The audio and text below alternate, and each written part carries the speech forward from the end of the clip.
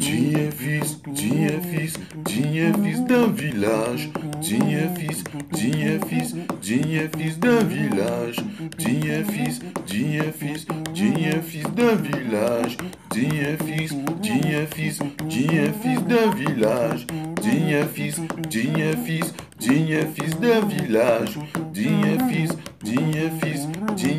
d'un village.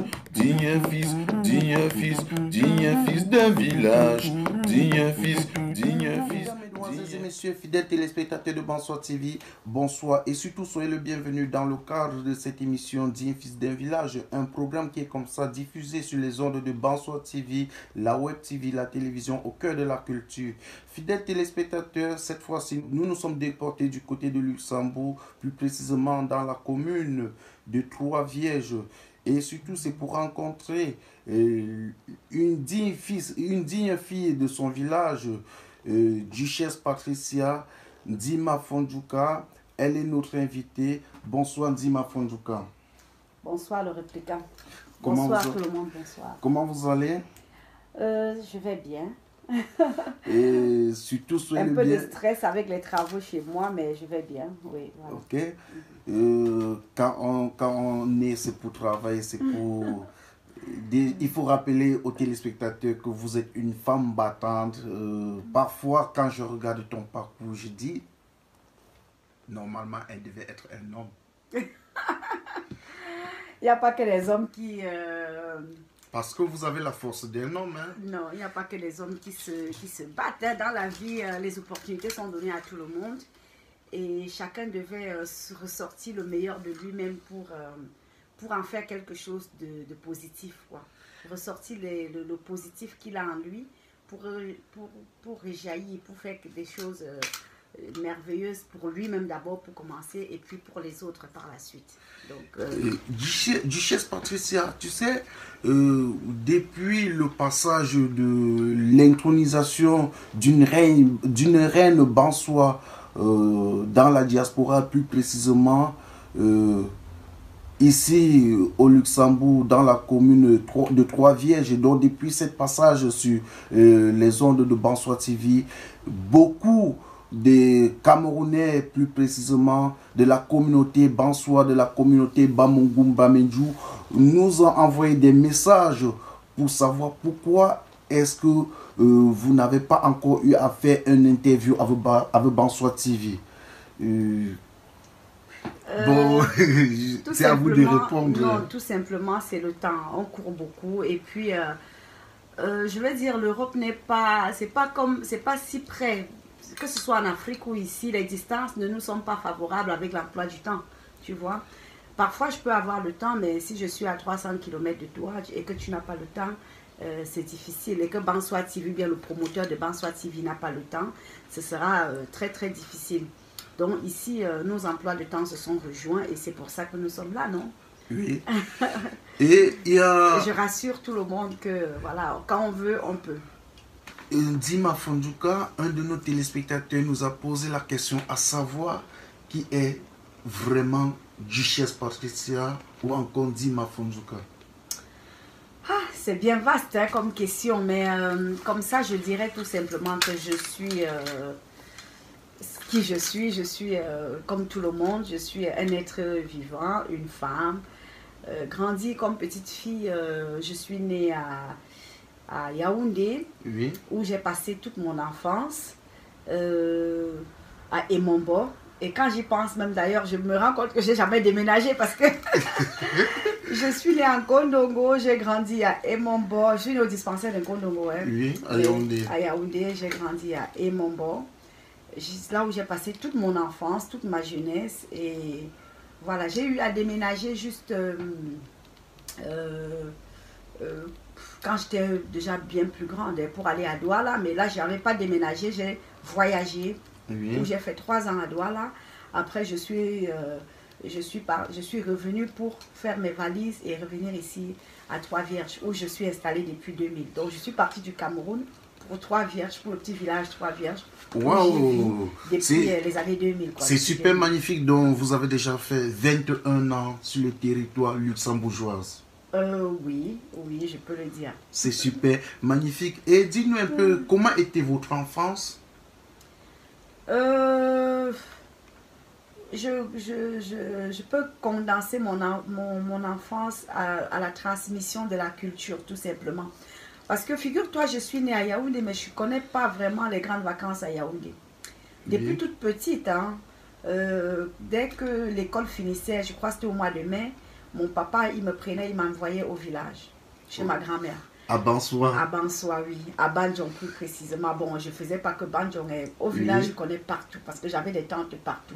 J'avais oui. des tantes à Hela, j'avais des tantes à... comment je vais dire, à Nkoso, j'avais des tantes à Banéran, j'avais des tantes partout. Donc, on allait partout. On faisait le genre, aujourd'hui on va au champ de tel, demain on va au champ de tel. Donc, ça nous amenait à découvrir, à voir des choses, à rester ouvert vers les autres personnes du village. Ce qui fait que même petit, j'ai même eu à faire... je peux dire que je connais plus le village que Yaoundé en fait. Parce Oui. que je me suis plus amusée. Yaoundé, c'était vraiment pour l'école. Et puis le village, c'était là où j'ai vraiment... je me suis amusée. J'ai fait le MUD qui était une petite association comme ça pour les enfants du village qui accompagnait des gens dans le deuil. On allait au deuil, Oui. on chantait, on dansait, on recevait aussi. Donc j'étais vue dans les mêmes conditions que les enfants du village. C'est-à-dire quand on allait à un deuil, euh, on nous donnait, si on nous donnait un top, une bouteille de top, une bouteille de jus, on se les partageait, à chacun goûtait un tout petit peu, petit peu.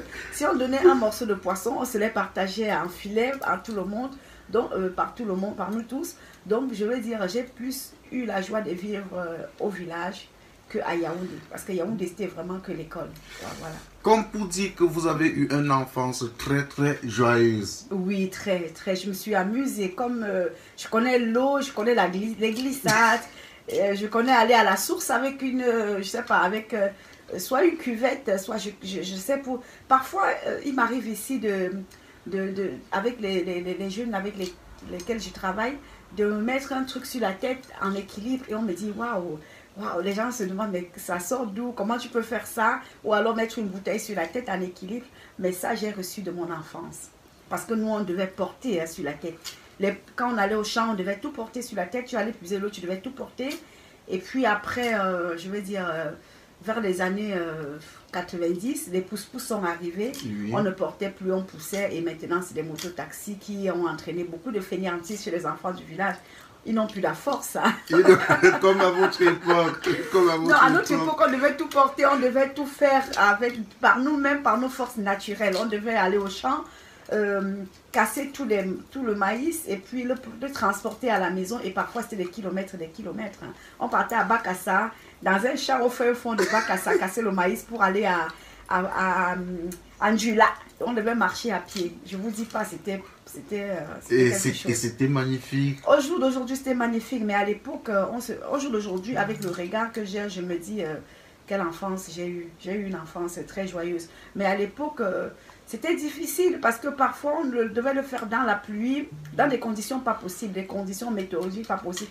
La pluie, la grêle, et puis parfois en plein soleil et tout. Mais quand je vois les conditions dans lesquelles je dois travailler ici en Europe, pour le moment, je me dis, j'ai été gâtée. Hein. Et Duchesse Patricia a Oui. passé une enfance superbement magnifique. Et dites-nous, quel était votre parcours scolaire? Comme je dis, voilà, j'étais à Yaoundé que pour l'école. Je ne connais pas l'école. Par contre, je ne connais pas l'enfance scolaire au village. Oui. J'étais à Yaoundé uniquement pour l'école. J'ai fréquenté à l'école, je ne connais pas la maternelle, hein, je n'ai pas fait la maternelle, c'était pas de notre époque, la maternelle est venue bien plus tard. Donc j'étais à l'école publique de Kondengui, où j'ai fait de la Siloku -2, d'ailleurs avec mes grandes soeurs et mes grands frères, Monsieur Tekam Augustin, maman Hélène Fonkou, je vous salue parce que je vous voyais, hein, je voyais comment les prisonniers allaient les enseigner, on les passait au tunnel, on les fessait. Quoique je suis contre le fouet pour le moment. Hein. Bon, à l'époque, comme j'ai dit, ça aidait beaucoup parce que voilà, les parents n'avaient pas d'autre méthode que le fouet pour éduquer les enfants. Aujourd'hui, il y a plein de méthodes qu'on a développées autour de l'éducation qui fait en sorte que, voilà, on n'a plus besoin de fouetter pour se faire entendre, quoi. Oui. Donc, mais ce que je veux dire, c'est qu'après l'école publique de Nkondengui, j'ai fait l'école des bonnes sœurs en Vocada. J'ai été en Vocada, chez les Canadiennes, à Notre-Dame de Victoire. J'ai fait mon parcours je crois, de la première année en troisième année.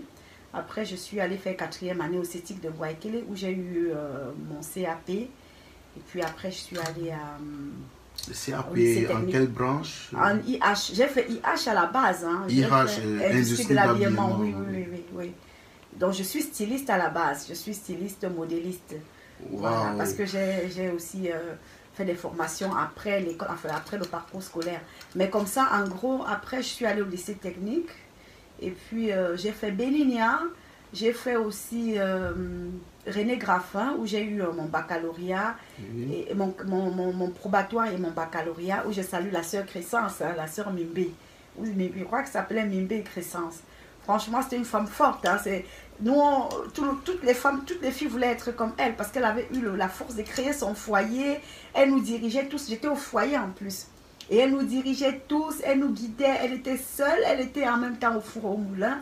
Elle avait du personnel, et nous on lui cassait parfois les ménages avec toutes les bêtises qu'on a fait. Je ne sais pas si elle vit encore, hein, mais je dis que si elle ne vit pas ou si elle vit encore, je dis chapeau à cette femme-là, c'était une brave femme. Donc après j'ai fait les miettes, où j'ai juste fait 1 an avant de commencer à enseigner, parce que j'ai enseigné, hein. J'étais professeur des IH dans quelques collèges, hein, comme ça au Cameroun. Wow. J'ai enseigné à Lengstik, à Itambafia, j'ai enseigné à, comment on appelle ça, à Siantou, pas en décembre, à Siantou, oui. J'ai enseigné au CETIC de Sam, j'ai enseigné à Bella Hassan. Donc voilà, j'ai enseigné, ça c'est des collèges où j'ai enseigné pendant 3 ou 4 ans, hein, avant d'aller à Douala où j'ai commencé vraiment à pratiquer mon métier de stylisme, où je cousais pour les magasins Score. Donc voilà. Un parcours tellement magnifique. Il faut rappeler que, il faut vraiment avouer que vous êtes une femme entreprenante. C'est un parcours à féliciter. Et vous êtes ici au Luxembourg depuis l'an 2000. Oui.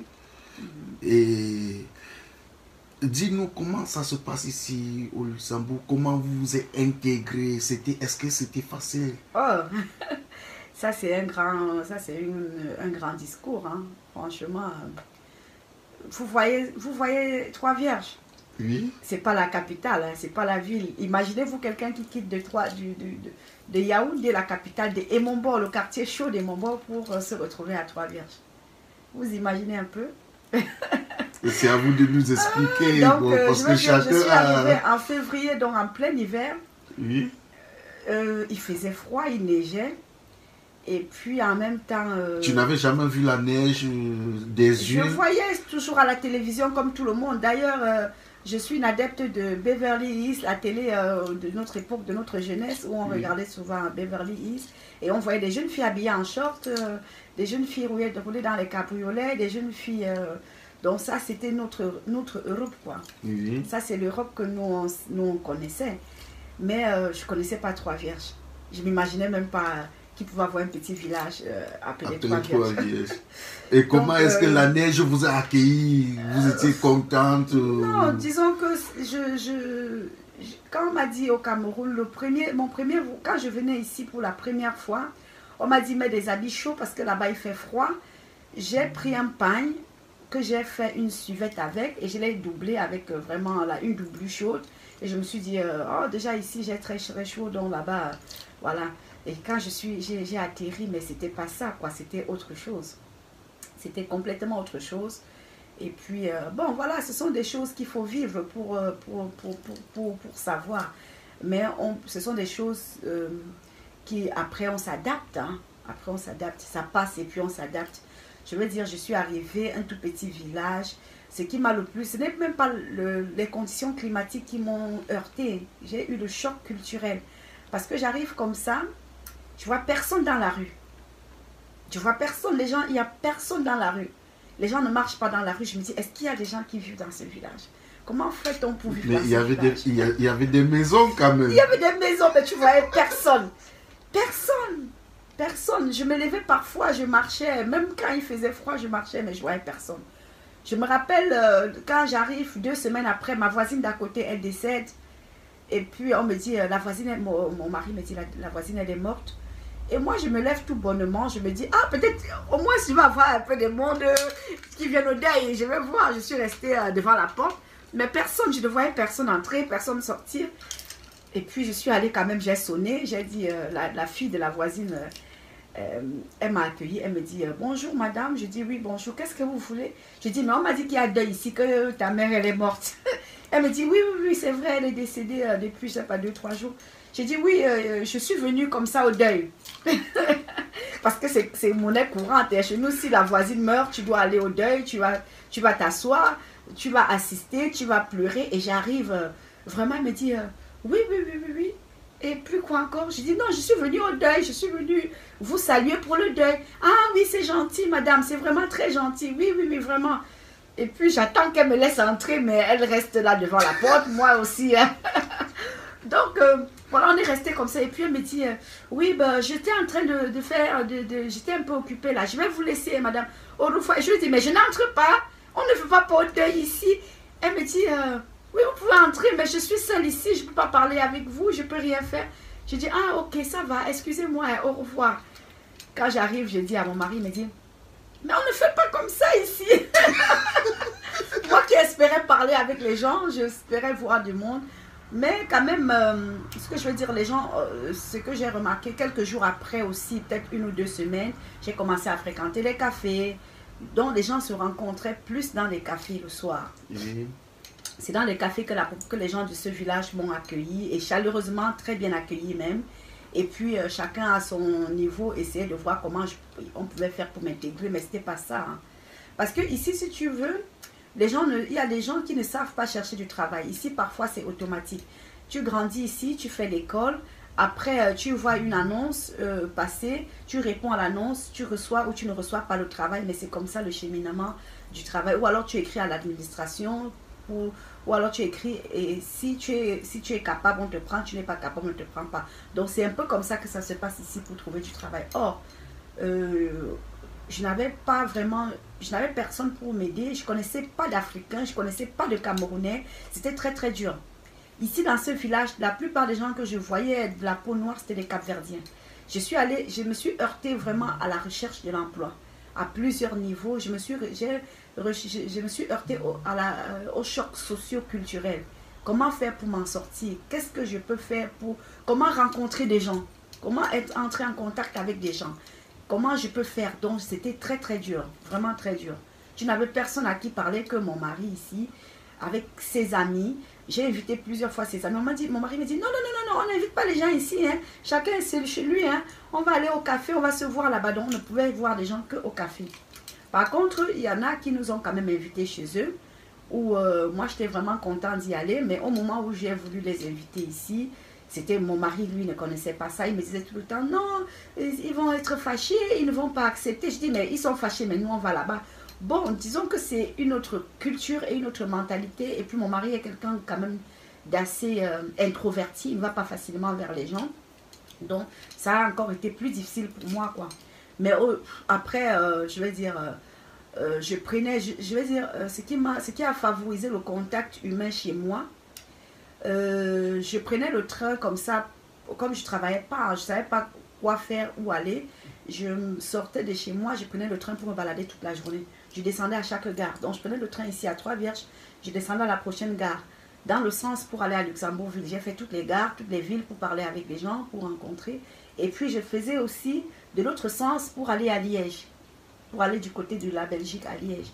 Donc je m'arrêtais partout pour voir comment vivent les gens, pour voir comment font les gens, pour m'adapter aussi un peu. Et puis je parlais, et c'est comme ça que quelqu'un m'a dit, si tu veux connaître comment ça fonctionne, va déjà à la commune, tu demandes des associations qui sont installées dans la commune, et puis tu commences à participer aux associations. C'est comme ça que tu vas faire pour connaître les gens. Et c'est comme ça que j'ai commencé à participer dans des associations communales. Et puis dans ces associations, j'ai rencontré des instituteurs qui m'ont tendu la main, où j'ai fait des cours de cuisine. J'ai commencé à faire les cours de cuisine ici à la commune. Et voilà, petit à petit, je me suis ouvert. Et puis certains m'ont dit, oui, qu'est-ce que tu as fait? Quel était ton parcours? Je les ai expliqué mon parcours. Et puis c'est comme ça qu'on m'a dit, mais tu peux retourner à l'école, tu peux faire ça. On m'a donné des petits tuyaux. Hein. Je suis retournée à l'école. Au départ, je voulais continuer dans mon truc, ma voie de styliste modéliste. Mais comme dans ce village-ci, il fallait regarder les besoins. Quels sont les besoins de cet environnement? Les besoins étaient plus dans le travail social. Et puis c'est comme ça que j'ai fait, je suis allée à l'école, j'ai fait des cours. Je suis retournée à l'université, dans une haute école où j'ai fait un autre cursus scolaire. Et j'ai eu ma licence. Et voilà, j'ai demandé le travail. Comme tout le monde, j'ai déposé ma candidature. J'ai d'abord travaillé avec les personnes autistes. Et puis voilà. Et puis je m'y plais bien. Hein. Waouh! L'intégration n'a pas été facile parce que... Pas du tout. Non, j'imagine. Et là... pas du tout. Socio-professionnel toujours. Pas culturel. Là. Je parle que du plan socio-culturel. Là, je comprends, ça n'a pas du tout été facile. Et aujourd'hui, vous êtes à l'aise, vous êtes bien installé ici au Luxembourg. Qu'est-ce que tu crois? Après 20 ans ou 21 ans, on ne peut être que... Si je n'étais pas bien, je ne serais plus ici en fait. Si je n'étais même pas bien ici à Trois-Vierges, je ne serais plus ici. Waouh, c'est magnifique. Si je n'étais pas bien ici à Trois-Vierges, je ne serais pas ici. Si je n'étais pas bien ici au Luxembourg, j'aurais déménagé. Je serais partie tout simplement. Donc je ne me plains pas. Quand on se plaint, on cherche comment faire pour s'en sortir. Et c'est différent de l'enseignement que vous avez eu à faire au Cameroun ou... Au Cameroun, j'ai fait IH. Hein. Oui. Et ici, parce que vous étiez aussi professeur dans des collèges. Oui. J'ai enseigné pendant 3 ans. Oui, pendant 3 ans. Oui. Donc, et là, j'ai enseigné IH. Hein. IH. Je donne des cours de technologie, des cours de couture, des cours de dessin technique, donc tout ce qui englobe IH. Là, c'est vraiment différent. Ça n'a rien à y voir. C'est autre chose. Oui. Et dites-nous un peu, parlant de la culture de chez toi, de la culture Bamileke, qui est la culture Bansoa, d'où est venu le nom d'Imafo Ndouka? Ben, je le dis comme je l'ai redit dans l'émission dont tu évoquais tout à l'heure là. Oui. Je suis tout simplement héritière du nom Ndouka. Oui. Je suis tout simplement héritière de ce nom-là. Oui. Et puis de ce titre-là, je peux dire aussi. Oui. Parce que ma grand-mère, elle était une noble femme de Banjon.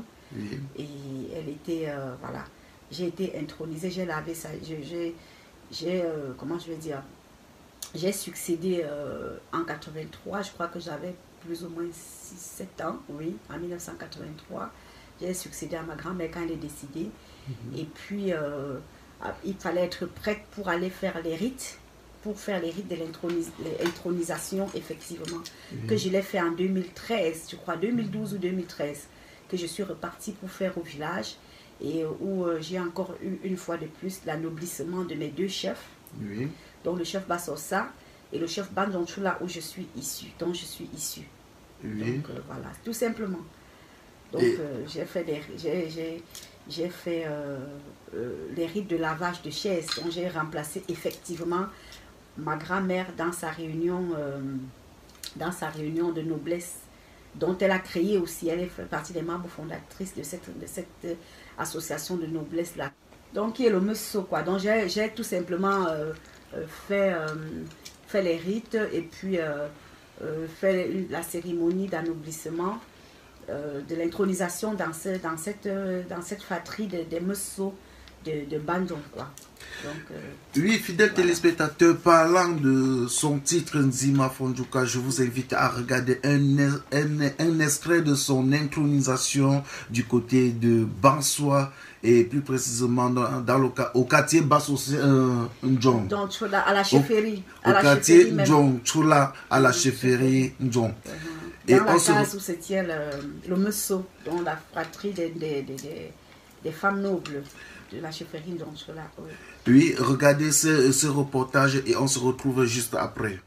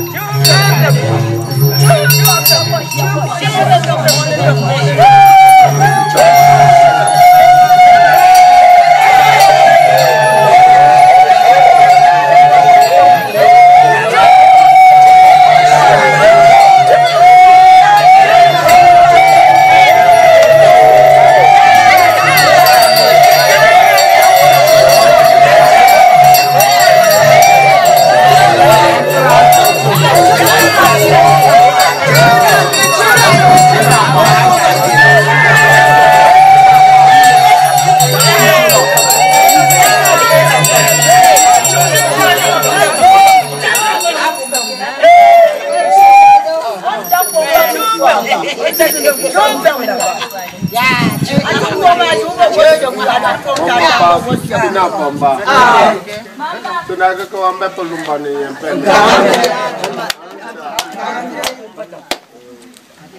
Tuna pomba. Da shome simba. Da shome simba. Du shewa ma yen sono. Ala ko ye ko ke la lik bulon fa no bomba. So chela hatsela ntiu mo. Oga kachi.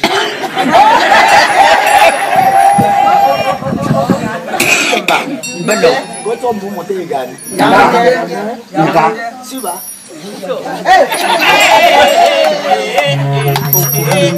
Kwa to gaga. Machi chumiembe. Machi mafunzo kani.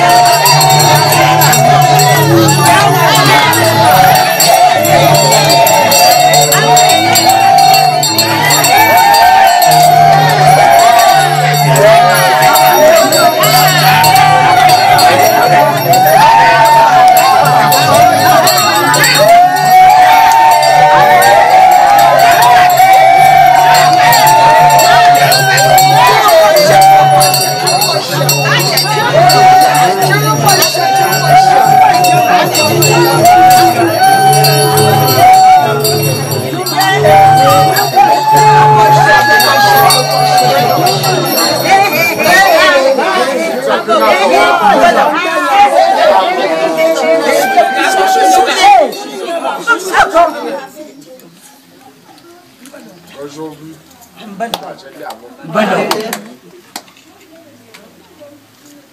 m'a dit, madame, les garçons, bien, moi. Ça me sonne le dessus, même les gars, moi, vous avez un son. Nga mo so prouver mo nga mo so pa ta nto on bet que la pili en bon feature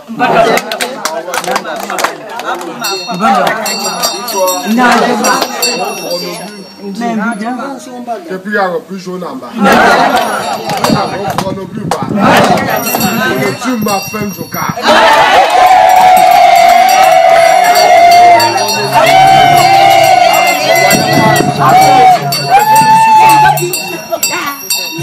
c'est un carnaval.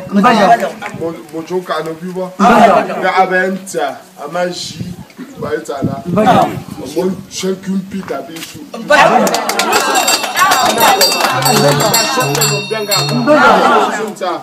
Seigneur,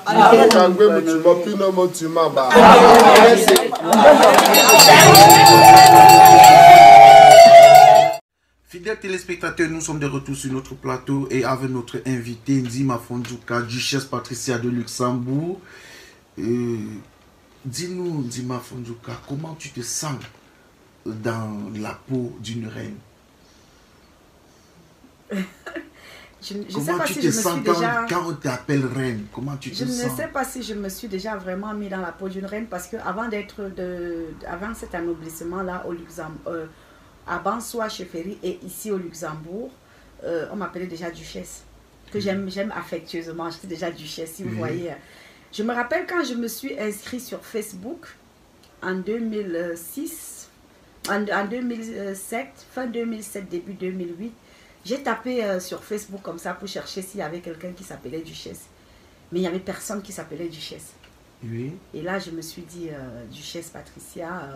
vu qu'on m'appelait déjà duchesse Patricia par mes soeurs, pas mes soeurs, mes soeurs que je salue affectueusement, qui sont du côté de l'Allemagne et de la Belgique. Donc, je salue aussi Tata Gisèle, gros bisous à toi, de Liège. Et voilà, donc, elle m'appelait déjà comme ça, duchesse. Et puis, moi, j'aimais bien, je me sentais bien avec ce nom-là. Et puis, c'est comme ça que je me suis inscrite sur Facebook avec. Et c'est comme ça que tout le monde a commencé à m'appeler duchesse. Et puis, en fait, j'explique un peu d'où est venu le nom duchesse plutôt. Duchesse, c'est parce que quand je suis arrivée ici, je connaissais, comme je vous ai expliqué tout à l'heure, je ne connaissais pas grand monde. Le peu de monde que je connaissais, c'était ma famille. Donc, mes cousines qui venaient de l'Allemagne, celles qui venaient de la France et de la Belgique. Et entre nous, comme ça, on faisait des petites soirées où on rigolait. Et puis, on appelait, celle de la France, par exemple, on l'appelait présidente, parce qu'en France, c'est une présidente. Oui. Celle de l'Allemagne, on l'appelait la chancelière parce qu'en Allemagne, c'est un chancelier qui était à l'époque. Et puis celle de la Belgique, on l'appelait la reine parce que c'était les rois et les reines en Belgique. Et puis aussi au Luxembourg, on m'appelait duchesse parce que c'était le grand-duc. Et puis c'était le duc et la duchesse qui gouvernaient ici au Luxembourg. Et puis voilà, c'est comme ça que j'ai pris ce nom. Et ça m'a plu. Et puis l'anoblissement est venu après. Donc je veux dire, je ne me suis jamais vraiment adaptée. Parfois, ça me gêne quand ce sont mes pères, les papas et les mamans qui m'appellent comme ça parce que c'est une petite gêne. Quand je les appelle papa, ils m'appellent Mafo ou bien ils m'appellent Ndima. Mais c'est un grand titre, c'est un grand titre honorifique. Je sais, mais je ne sais pas si je m'adapterai un jour. Mais bon, c'est toujours gênant comme ça de voir ses papas ou bien ses mères et ses pères. Quand ça vient d'être plus jeune, vraiment ça ne me dérange pas beaucoup parce que, bon... Moi, je suis traditionnelle, hein. Je suis pour le respect des adultes. Hein. Oui. Même ici, mes enfants, ils ne peuvent pas appeler des plus âgés par leur prénom. À part du côté de leur papa, où là-bas, c'est normal. Même les sœurs et les frères de mon mari, ce sont des tatas. Hein. Tata André, tata Patrice, tonton tel, c'est comme ça. C'est pas autrement. Oui. Donc, je suis vraiment pour le respect et que chaque personne ait sa place. Donc, si c'est un plus jeune ou bien un enfant que j'ai accouché ou que je pourrais accoucher qui m'appelle comme ça, ça ne me dérange pas. Mais ça me gêne toujours quand c'est les papas, mes pères, mes mères, mes grands frères que j'appelle tata, tonton ou alors... et je veux dire aussi quelque chose. Papa ou maman, ce n'est pas toujours parce que c'est ton père ou bien ce n'est pas toujours parce qu'il te dépasse. Oui, oui. Parce que même mon petit frère que j'ai perdu il y a quelques années, je l'appelais papa. Oui. Pourquoi? Parce que c'est le successeur de mon père. Et papa, ça peut aussi être un titre très honorifique. Il faut faire très attention. Oui. Moi, j'ai par exemple le papa Zito, que j'appelle affectueusement papa Zito. Ce n'est pas parce que c'est mon père. C'est un de mes grands frères que j'ai vu quand j'étais petite. Mais c'est un père. Papa Tekam, ce sont mes grands frères. Tu vois. Mais je les appelle papa par symbole. Parce que c'est le symbole de nos... Ce sont des gens qui nous ont éduqués. Parfois, tu voulais faire des bêtises et tu les voyais en face de toi. Tu avais peur de faire des bêtises. Donc, c'était le symbole de... Après notre père, c'était le petit père. Donc, un père qui pouvait avoir de l'influence sur notre éducation. Donc ce n'est pas parce que c'est notre père ou bien c'est quelqu'un qui peut nous accoucher, mais c'est non seulement une marque de respect, mais c'est un très grand symbole que nous donnons à nos pères. Donc moi, Dima Fendjoka, pour moi c'est un symbole tout simplement. Oui. Aussi c'est un grand titre honorifique. Je salue d'ailleurs mon homologue Dima Fendjoka de Yaoundé. Vraiment c'est une femme très forte. Et parfois, j'aimerais aussi vraiment la être comme elle. C'est une femme dynamique, forte, ambitieuse. Je te salue. Dima Fendjoka de Yaoundé. Dima Fendjoka Joséphine. Dima Fendjoka.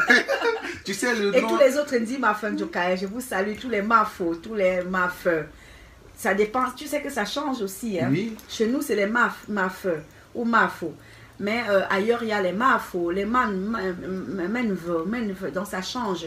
D'un village bamileke à l'autre, le titre change. Voilà.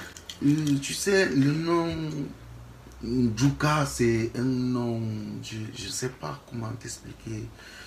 Je sais pas comment t'expliquer. En bref, ma maman, elle s'appelle Djouka Mate. Ah bon? Oui. Ah, ben les Djouka sont les... Et c'est une femme très forte. N'est-ce pas? Oui. Ah, si tu le dis. C'est une femme je très, salue très aussi forte. ta maman. Hein. Franchement, je salue mon homologue du côté de Bansoa chez Ferry là-bas. De Bawassa. Elle s'appelle Djouka Je te Mate. salue, hein, maman. Ma maman. Donc, c'est un nom à respecter, c'est un grand titre honorifique. Magazine. Du magazine du Chef Afromag. Avant de parler du magazine du Chef Afromag, je parlerai aussi de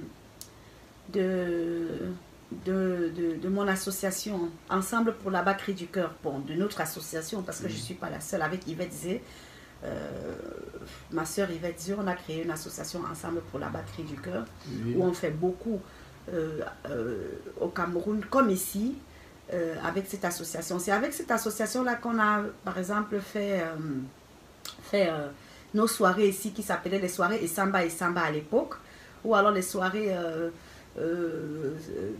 Africa, ou alors toutes nos soirées qu'on fait, les réveillons Africa, les réveillons des anges. On a beaucoup fait. Cette association-là nous a vraiment propulsés. C'est avec cette association Ensemble pour la Bacri du Cœur que nous, on s'est fait connaître, Yvette et moi.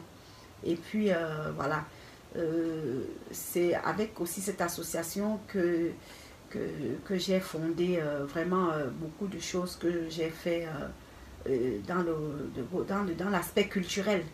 J'ai fondé beaucoup de petites molécules comme ça autour de cette association Ensemble pour là-bas, au niveau du Luxembourg comme au niveau du Cameroun, quoi. Oui. Au Cameroun, avec ça, avec cette association, on fait des colonies de vacances, on aide les personnes malades et handicapées et alitées surtout. Oui.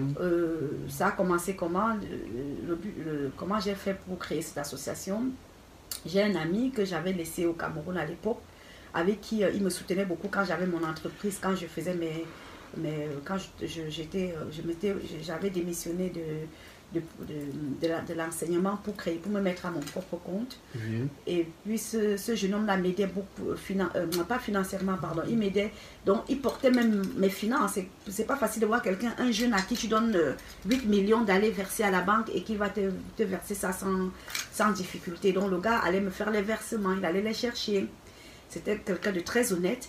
Et puis quand je suis arrivée ici, quelques années après, il a eu un accident de moto. Oui. Je suis allée rendre visite, il est resté paralysé, handicapé et paralysé. Je suis allée rendre visite au centre handicapé des Toubébé, et quand je suis arrivée là-bas, j'ai vu la misère totale. Franchement, la misère. Je me rappelle ce jour-là, j'avais 5 000 francs sur moi, je lui ai donné. il a brandi les 5 000 en disant à tous ses amis, oh, on a de quoi manger pour 2-3 jours. Vraiment, ils ont fait la fête à cause de 5 000 francs. Et c'est là où l'idée m'est venue que, mais tiens, si je donne 5 000 francs, parce que j'étais déjà en train de partir. Je l'avais cherché pendant des jours et des jours, je ne savais pas où il était. Et puis, voilà, mes indices m'ont montré qu'il était dans cet hôpital-là. Et je me suis dit, si quelqu'un brandit déjà 5 000 francs, tu donnes 5 000, il ne garde pas pour lui, mais il partage aux autres. Comment est-ce que, si on crée une petite association, on récolte des petits fonds de gauche à droite, on lui donne peut-être 20 000, 50 000, comment ça va se présenter? Et puis, voilà, c'est comme ça que l'idée vient. Quand le gars me dit, non, les 5 000 que tu nous as donnés, figure-toi qu'on va acheter le riz, on va préparer des jours, on va manger des jours. Nous, quand tu es hospitalisé, au départ, les gens viennent te rendre visite. Mais quand l'hospitalisation met déjà 1 an, 2 ans, 3 ans à l'hôpital, à la longue, les gens sont fatigués, ils ne viennent plus te voir à l'hôpital. Et puis tu es abandonné. Parfois, on fait des jours et des jours ici sans manger. On ne mange que ce qu'on nous donne ici et parfois, on ne donne pas tous les jours. C'est comme ça que j'ai l'idée, j'arrive ici, je crée l'association et puis de temps en temps, je vais vers eux, je les apporte un peu mon petit soutien comme j'ai pu parce que au départ, comme je vous dis, j'étais ici seule, hein, donc je ne connaissais pas les gens. Et puis j'essaie de récolter des petits sous, les 5 € à gauche, les 10 €, et puis faire des petits marchés comme ça pour faire des cours. Je donnais même des cours ici de danse pour récolter l'argent, pour les envoyer et tout ça. Et puis par la suite, on les a renvoyés de l'hôpital parce qu'ils n'avaient pas des moyens pour payer les frais. Et certains se sont retrouvés dans les petits villages, vraiment toujours alités. Jusqu'aujourd'hui où je te parle, il y a beaucoup qui sont alités et nous, on continue de les soutenir. Donc c'est d'où m'est vraiment venue l'idée de venir. Et puis ils sont ignorés par la société, hein. On aide les gens qui sont visibles, qu'on voit. Mais quand quelqu'un est au fond de son lit, et où il n'y a même pas de passage pour arriver jusque chez lui, on ne le voit pas. Il n'a même pas de moyens pour faire appel. Il ne sait même pas où aller, quoi faire. Même si celui qui vit avec lui va dire à l'extérieur que j'ai mon mari ou mon fils ou mon ami qui est couché à la maison, qui est malade, on ne voit pas l'impact. On ne voit pas, on ne sait pas on ne sait pas jusqu'où peut souffrir, la souffrance de cette personne peut aller. Il faut aller vers eux pour voir leur souffrance. Et c'est comme ça que je connais des malades et des malades et des malades qui sont couchés. Vraiment, il y a je suis allée dans les villages, vers Ngoumou là-bas. Je me rappelle encore où c'est ma voiture qui a créé la route pour arriver chez lui. Je suis arrivée chez ce monsieur-là. Bon, malheureusement, j'ai perdu les images. Ce sont des images qui allaient vraiment vous aider à imaginer ce que je dis. On est allé jusque chez lui. C'est ma voiture qui a créé le chemin. Et puis, on est arrivé à la maison. On a trouvé un monsieur au fond d'une case qui était déjà presque en train de tomber. Il était couché là avec pour porte un vieux rideau, pour fenêtre un vieux rideau avec du plastique. Et il était là dans sa souffrance. Il gérait au jour le jour. S'il y avait du manioc, il mangeait. S'il y avait quelque chose, il mangeait. Le type voulait juste une béquille. Juste, c'était son rêve, avoir une béquille pour se tenir, pour se lever. Avoir une béquille. Tu t'imagines? Je comprends. Donc, c'est comme ça que nous, on a commencé à aller chercher. Donc, quand il me dit, on a encore chassé tel de l'hôpital, on va vers la personne. On a mis tel dehors, on va vers la personne. Et puis, ça nous a permis de créer des micro-projets autour de ces personnes malades et handicapées. On a créé des call box où des gens, ils pouvaient se coucher sur leur canapé. Les gens venaient appeler, ils recevaient de l'argent, ils rencontraient des gens. Et puis, en plus, ils pouvaient se soigner, s'acheter des médicaments. On a fait des petits, on a fait donc on a vraiment œuvré pour ces gens malades et handicapés. Et puis aujourd'hui, on a intensifié nos activités. On travaille avec des enfants. On essaye de voir un peu ailleurs et puis de voir un peu autour, de voir ce qu'il faut faire. Waouh, vous êtes vraiment une reine parce que une reine, c'est celle-là qui sait réconcilier, voilà. C'est celle-là qui sait soutenir les gens quand ils sont dans le besoin. Vous êtes vraiment une reine, vous méritez le titre d'Ima Fondouka. On n'a pas encore atteint nos objectifs. J'invite tout le monde, hein. Oui. J'invite par cette émission, à travers ton émission, j'invite vraiment tout le monde à regarder dans sa famille. Parce que parfois, on a facilement envie d'aider les autres. Alors que chez nous-mêmes, dans nos familles, il y a des gens qui se meurent. Oui. Si quelqu'un est malade et qu'il a fait 1 mois, 2 mois, 3 mois de maladie, allez lui rendre visite. C'est très important. Vous ne pouvez pas imaginer l'angoisse d'un malade. L'angoisse de quelqu'un qui n'a pas de visite. L'angoisse de quelqu'un qui ne peut pas manger, qui n'a pas de force pour se faire à manger. Donc, par votre émission, j'invite tout le monde à vraiment à se soulever, à regarder, à faire une rétrospective hein, dans sa propre vie, dans sa propre famille, pour regarder des gens malades de longue date, même pas handicapés, hein, même seulement malades, même Oui. les grands-parents qui sont malades, vraiment à apporter de l'amour et d'affection, à entourer ces personnes-là, c'est très important. Nous, on est bien portants aujourd'hui, on ne sait pas ce que va faire, ce qui est fait le lendemain, hein. On ne sait pas si ce sera peut-être nous, et les autres vont nous oublier, mais faisons attention à ce que nous faisons, faisons attention dans nos familles, regardons la souffrance des membres de nos familles. Maintenant, pour revenir au magazine, brièvement comme ça, le magazine, c'est vraiment quelque chose que c'est un rêve d'enfance qui s'est réalisé tout simplement. J'ai eu un accident, j'étais alitée ici, et puis je me suis dit, voilà, j'ai rêvé dans toute ma vie d'avoir un magazine. Et puis c'est comme ça que le projet, j'ai mis effectivement le projet. Et voilà, je ne travaille pas seule dans ce projet, je ne suis pas seule dans le magazine. Je salue Studio Bazor, Magellan Cyril, comme ça, qui est le grand maître jeu de ce magazine-là. Je salue aussi comme ça notre journaliste, hein, Rodrigo Nono, le rédacteur en chef de Duchesse Afromar. Pour le moment, on a fait une pause parce qu'on est en train de préparer le retour, mais sur le web, sur Internet. On est en train de nous préparer vraiment pour notre retour sur Internet. Mais le magazine est là, il ne souffre de rien, sauf que on a un peu arrêté de la production sur papier, quoi, la production physique du magazine. Oui. Mais dès que ce sera possible, on se relancera, quoi. Donc, Ok, voilà. Duchesse Patricia de Luxembourg, Ndima Fonduka, le message est passé. Un bon message. Pensez à vos proches, pensez à vos malades, soutenez vos proches. Duchesse Patricia, parlons du village Bansois. Que pensez-vous des élites Bansois? Je salue d'abord beaucoup, je fais un grand salut à tous les élites Bansois, à mes frères et sœurs de la Mébance. Je les salue, de l'AMSI, de l'AMSET, de l'AMSO. Je vous salue, vous êtes des gens géniaux. Non, on a une élite formidable. Franchement, l'élite Bansois, c'est une force très dynamique qui est en train de jaillir, qui est en train de faire des choses positives. Et même mes jeunes frères et sœurs que je connais ici, qui se débrouillent pas mal à faire sortir Bansois de l'ombre, je les salue. Je salue comme ça Céline. C'est Céline ou Cécile, je sais plus, celle qui a sorti le livre Les Combattantes. Avec son livre Les Combattantes, je te salue. Hein.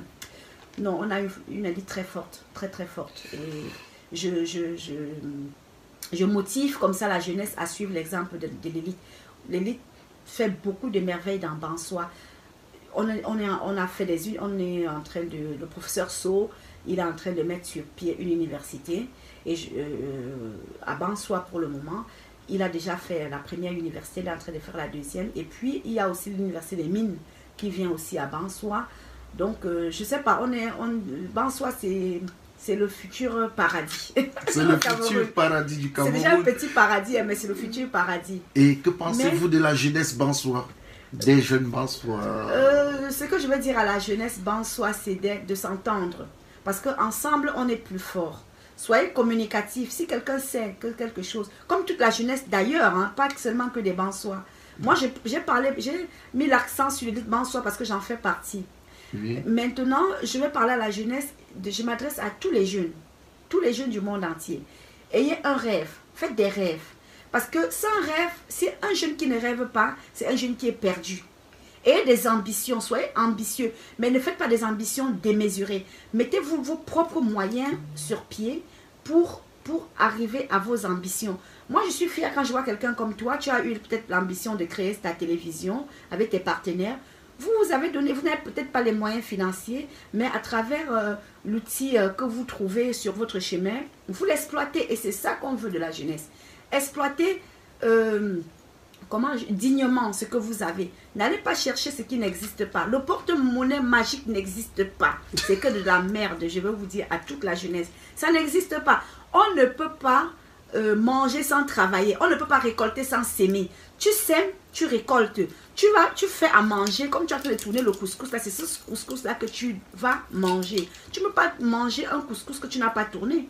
Non. Oui. Tu ne peux pas dépenser de l'argent que tu n'as pas travaillé. Ça n'existe pas. Si tu dépenses un argent que tu n'as pas travaillé, sois sûr et certain que tu vas le payer autrement.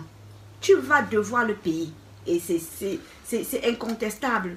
Donc la jeunesse Bansois, ce que je suis fière de vous, hein. Vraiment je suis très fière quand je vois tout ce que vous faites, les mystères de l'image, tout ce que vous envisagez, les marlots de l'océan, je vois les sabbats ici à Bruxelles, tout ce que vous faites, vraiment je ne peux que vous encourager, je suis fière de vous.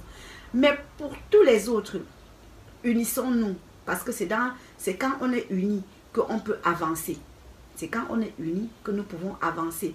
Quand je vois aujourd'hui la Mébance créer une université, c'est parce qu'on s'est mis ensemble pour... Chacun a pris une petite part, l'autre a pris une petite part. Et on s'est mis ensemble pour avoir cette université-là.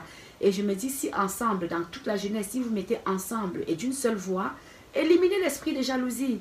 Si quelqu'un, je sais pas, il a une belle voiture, apprécie à sa juste valeur. Dis, waouh, mon frère, tu as une belle voiture, je te félicite, c'est bien. Et si t'amène faire un tour, sois content. Si il ne t'amène pas faire un tour, si tu as, je sais pas, une bouteille de vin, arrose sa voiture avec bon cœur, avec vraiment bon cœur. Et si celui-là peut t'épauler, il va t'épauler. Donc, vraiment, entraidons-nous, soyons solidaires.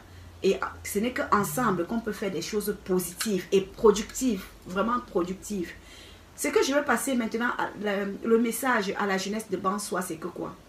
On a beaucoup de valeurs dans Bansois. On a l'autre patrimoine, Bansois se meurt.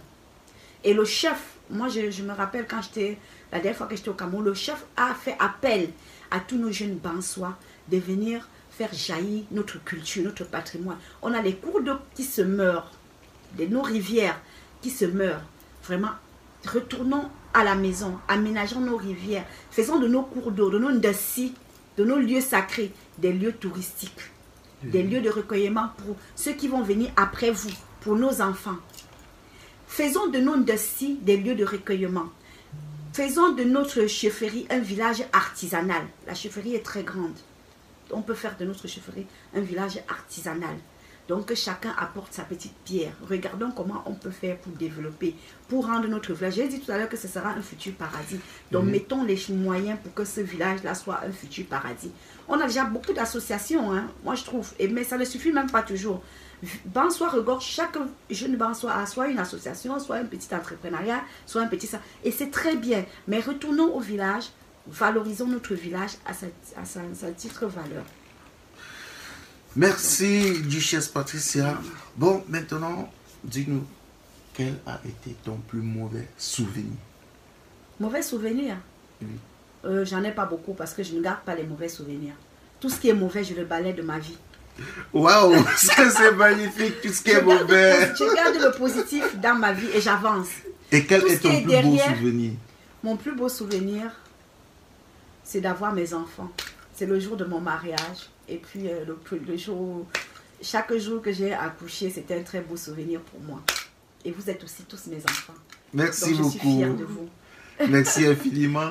Que pensez-vous de Bansois TV?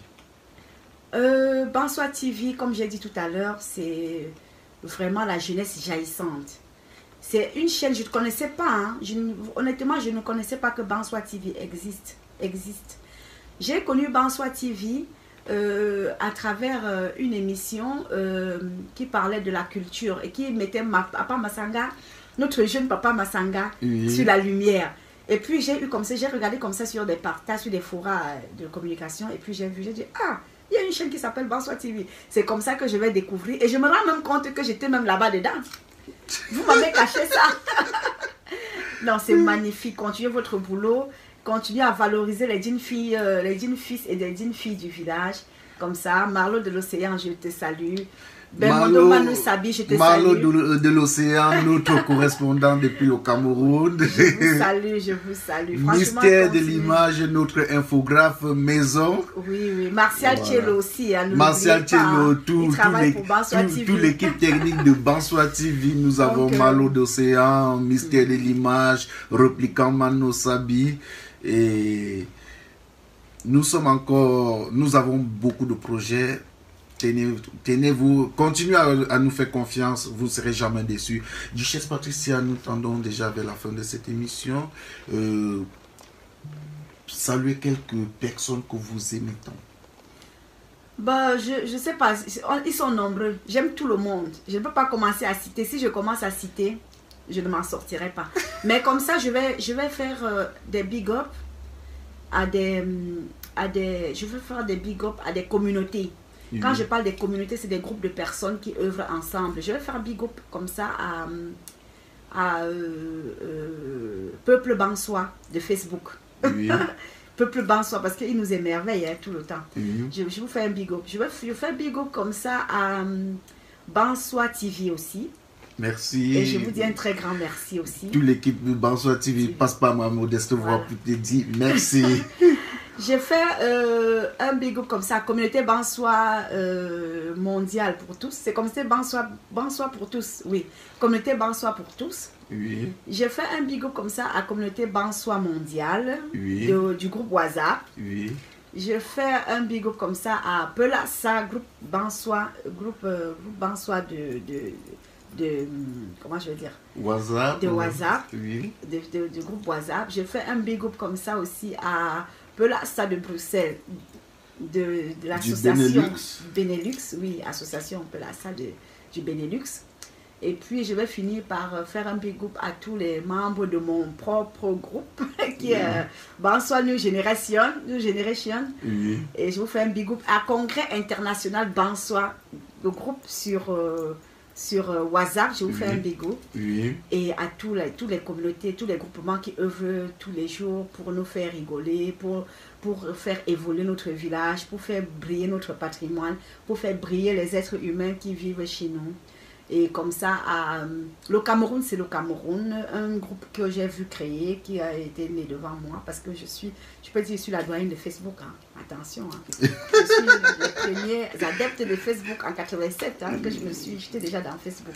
Et dis-moi, Fondjouka, voici donc la dernière question. Que pensez-vous des artistes, musiciens, comédiens Bansoa? Oh là là, je suis bloquée là. Je suis bloquée parce qu'ils sont tellement nombreux. Je n'ai pas envie de citer les noms. Mais je n'ai vraiment pas envie de citer les noms. Je vais juste te dire... Si, ils travaillent très bien. Je vais juste dire vraiment mes hommages et puis mes sincères condoléances à la famille de J.C. Kambowo, oui. qui nous a émerveillés aussi, qui nous a appris par ses chansons on pouvait avoir un très beau patrimoine culturel. Oui. Et puis je vais faire aussi un big up au grand Kingo de Foix aussi, qui nous a aussi appris, qui est notre monument de la musique pour le moment. Oui. Et puis à tous les autres, hein, au Replicant Manu Sabi. Merci. Marlo de l'Océan, Sublime Fossi, oui. Marie Kezi, Reloki Makan. Vous êtes nombreux, vraiment. Excusez-moi si je ne vous appelle pas, mais vous êtes nombreux. Vous nous mettez du baume au cœur tous les jours. Je ne pense que du bien de vous. Et je pense vraiment qu'ensemble, on ira de l'avant. On a beaucoup à faire, hein, parce que moi, j'ai œuvré dans la culture. Mon association Ensemble pour la BAM m'a amené à être promotrice culturelle internationale. Je vous dis internationale. Oui. On ne se lance pas les fleurs, mais si j'ai voyagé pour aller aux États-Unis, à Dublin, au Canada, partout pour faire des spectacles, pour organiser des spectacles, oui. Ce n'est pas avec mes artistes bansois que je ne vais pas faire des choses. Donc, le meilleur est à venir. C'est tout simplement ce que je peux vous dire. J'ai beaucoup d'idées, mais le meilleur est à venir. Et puis, je fais aussi un big up comme ça à Takam Ulrich. Hein. Takam Ulrich, c'est pour toi. Tatam Ulrich, mon petit frère adoré. Mandi Mafonduka te fait un gros Mes enfants bisou. aussi, hein, mes enfants, tu les connais, tu sais, tu connais mes enfants, ils te saluent aussi. Ok, merci fidèles téléspectateurs, nous sommes arrivés à la fin de cette émission. Je passe par ma modeste voix pour remercier tous nos différents téléspectateurs et tous nos différents sponsors, tous ceux-là qui soutiennent nos projets, qui soutiennent le projet de Bonsoir TV. Je dois penser au groupe Bocom, à la société Foko, à la société Kifero et sans oublier Ekimat Construction dans toute l'Afrique. Merci, on se reprend la semaine prochaine, si prêt à Dieu, à la présentation. Je suis votre humble serviteur, Repliquant Mano Sabi.